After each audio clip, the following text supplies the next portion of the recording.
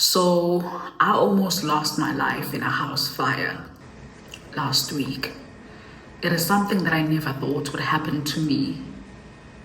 It's something that I'd never ever prepare for, you know. Nobody tells you that your house is gonna burn down, ever.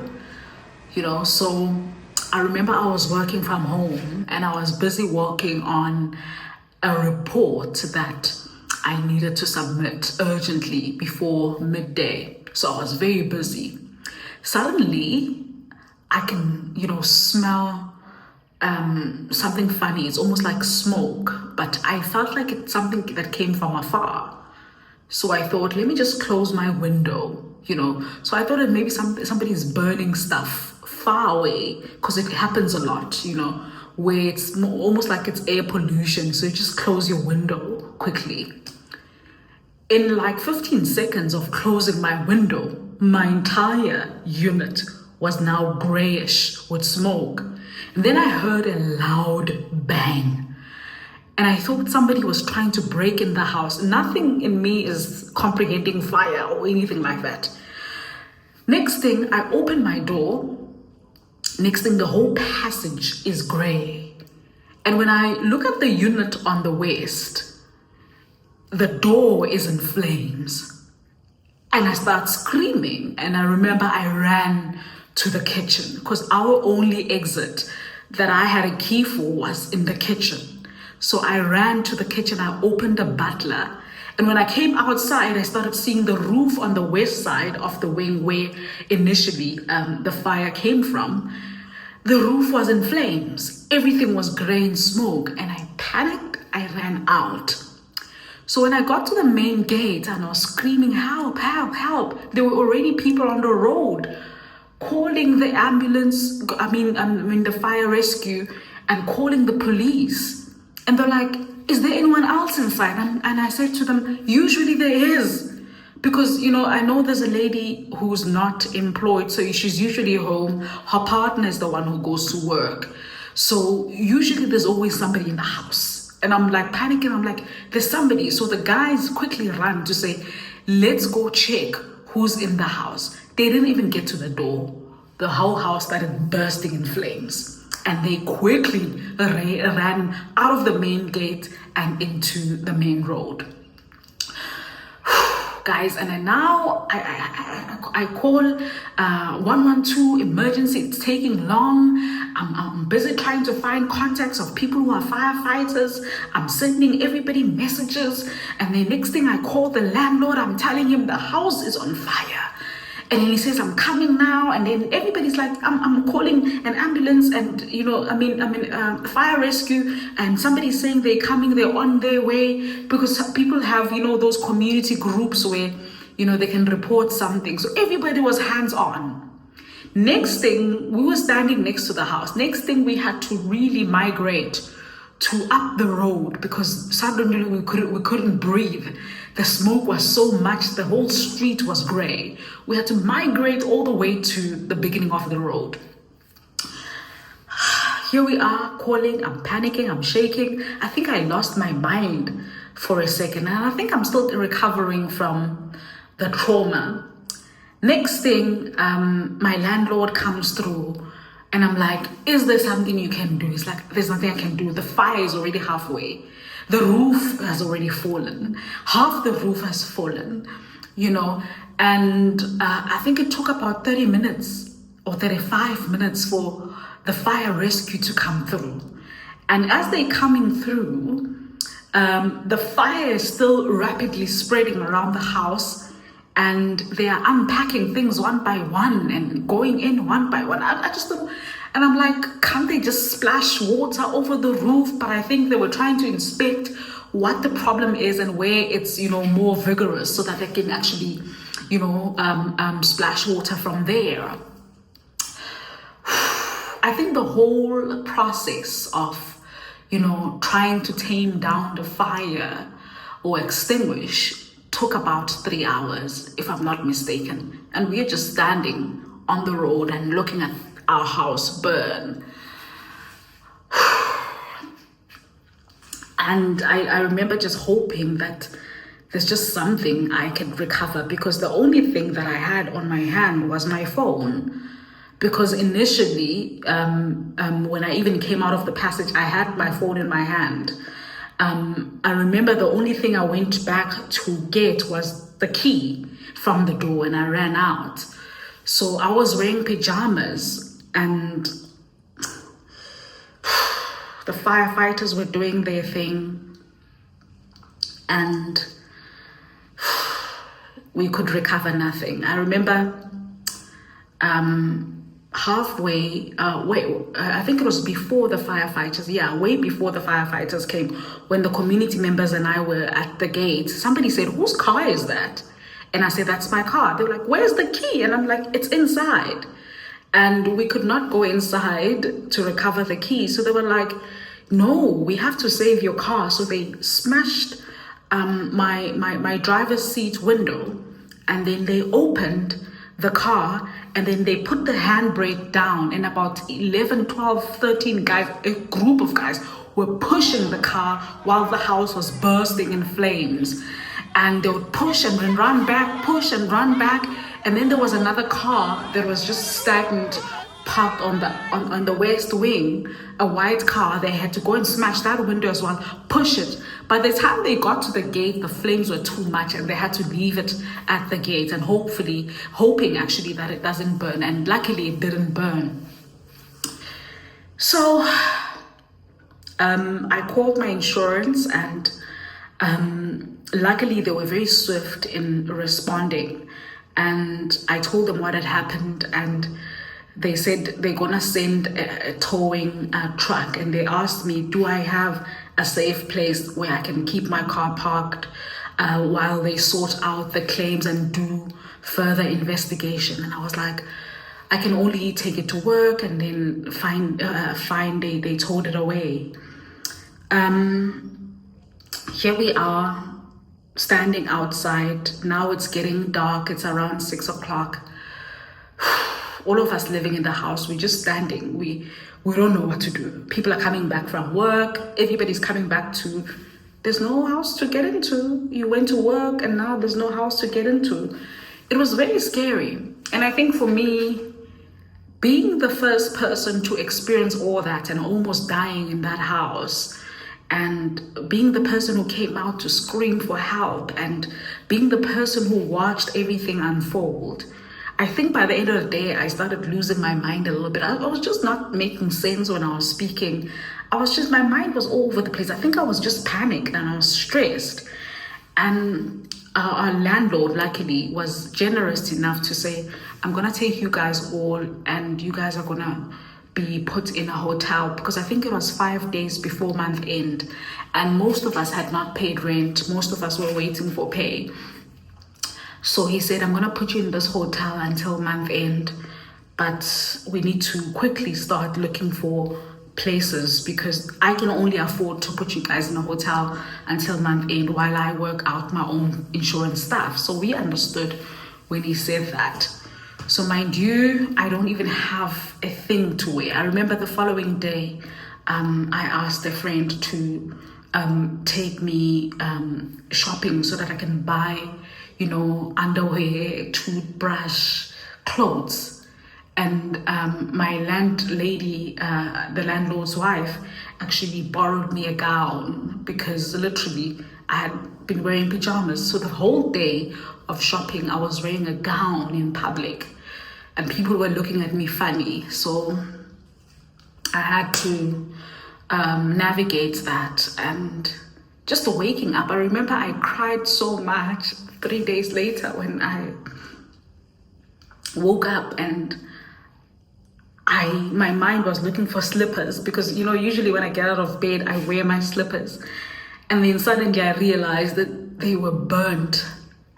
Guys, I remember crying and screaming to the top of my lungs in that hotel, thinking, God, why is this happening? And I think it was just a few days after I had bought a brand new bed.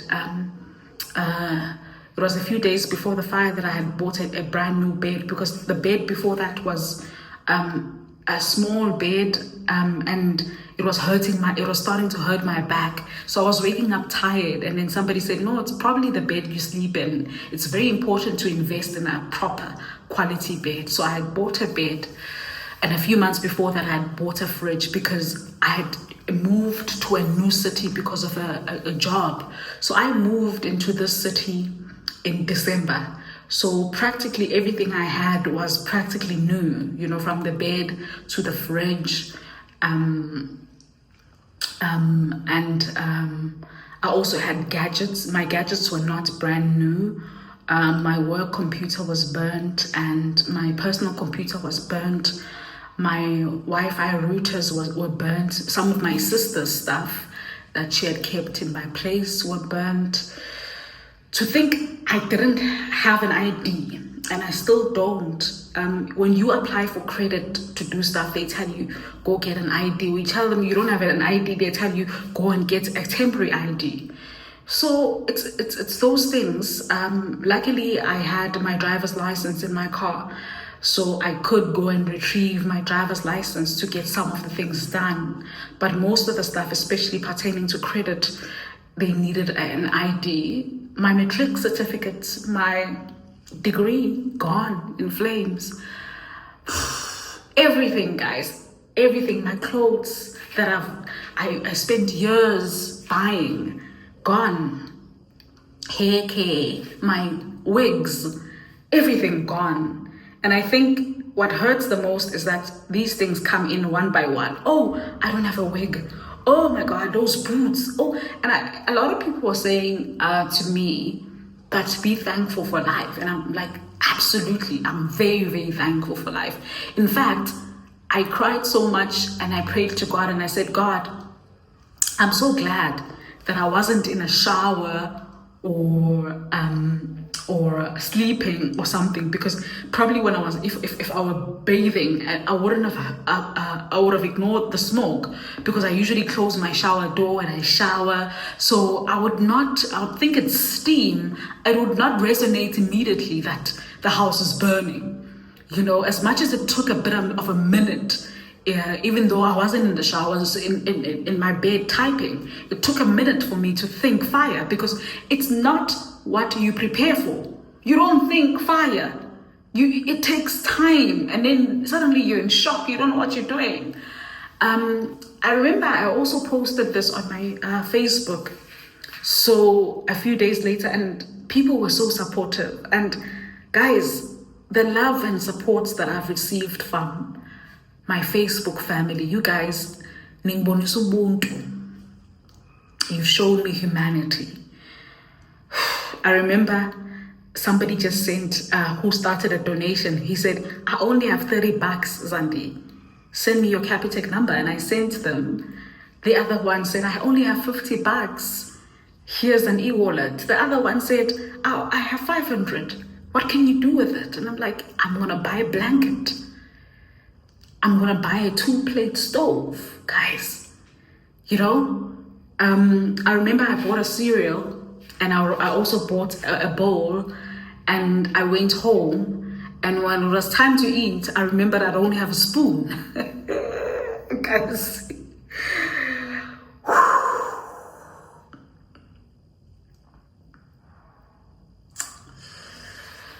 Anyway, so I'm grateful even for my twin sister, Z Wardle, who's been so supportive. She calls me every day. She was crying and she kept on imagining the worst, saying, like, I'm thinking, what if you were running and you got burnt? And I'm like, by grace, the grace of God said no. Jesus said no this time. Jesus said it's not time. So I think there's a level of growth that came with this experience where I am now alert and I understand that no one is invincible. You don't think it will never happen to you. And not that I thought it would never happen to me. I think I never prepared for it. I never thought about it. So I'm learning now to be aware that bad things can happen at any time, and therefore live your life to the fullest and know that you're not invincible.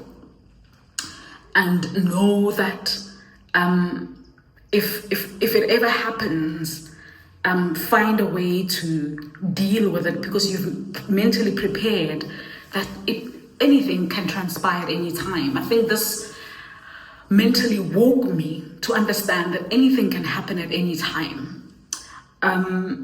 It took days for me to fully appreciate what God did for me in that fire, like just getting me out safe, because I was really, really stressed the entire time. But I'm glad that finally I can say, ngimbonile uNkulunkulu engikhipha emlilweni. My twin gave an example of Shadrach, Meshach, and Abednego in the wall of fire, and they said people said they saw a fourth man, and that was God. For me, it felt like while I was the only person in a house that's burning, God was the second person who pulled me out. He made sure that I get out. And for that, I am truly grateful. And this experience inspired me to start a foundation, Sega Foundation. Sega means to hold up.